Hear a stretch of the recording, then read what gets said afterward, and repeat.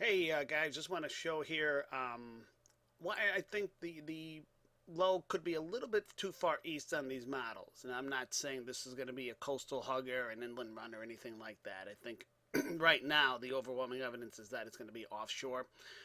But I think it could be a little bit closer to the coast than the models are showing.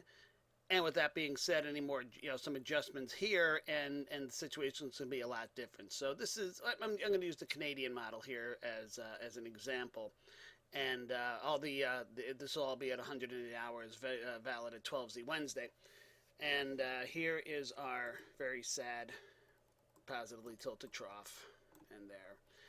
And the reason for that is we have this upper level low swinging out way ahead, not holding back, not allowing this to slow down, become negatively tilted as this energy comes around.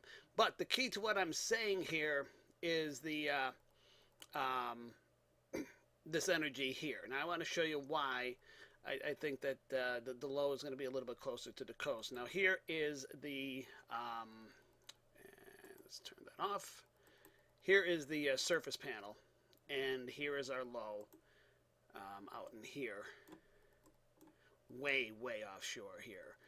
Now the problem I have with that is, and we can see it here first in the thickness pattern, is look where the thermal gradient is. The thermal gradient's way back in here, and the thermal gradient is there, and we have the energy coming into that thermal gradient. So I'm thinking that the low is going to form somewhere probably back in here, maybe a little bit further east, but somewhere right along the thermal gradient where the energy is interacting with it. And the model is kind of hinting at that, I think, because here is our low out here, but you can see here there's a reflection coming back like that of low pressure. Like it's not quite sure, like it's like I kind of want to pull you back here like this. So I think that's what it's doing. I'll show you here. Here's the surface 2 meter thermal gradient, and again, that gradient is very strong right in this area and here where that energy is going to be interacting with it. Same thing at 850. We'll show you that. Here's our.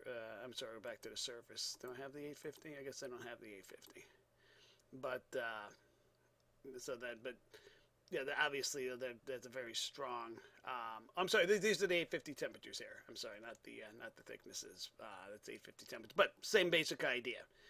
We have that strong thermal gradient right in there, and you can see that again. You can see that at 2 meter level as well. It's right in there, and that's where all that energy is going to be interacting with it. So I think the low is going to be further west. I think the models have it too far east. Now, caveat of all this is, we get, if this is a little bit slower and this trough is back in here, well, now it's still something to watch. So I'm pretty much 90-10, 80-20 maybe against anything of happening with the storm anywhere on the East Coast. It's not zero.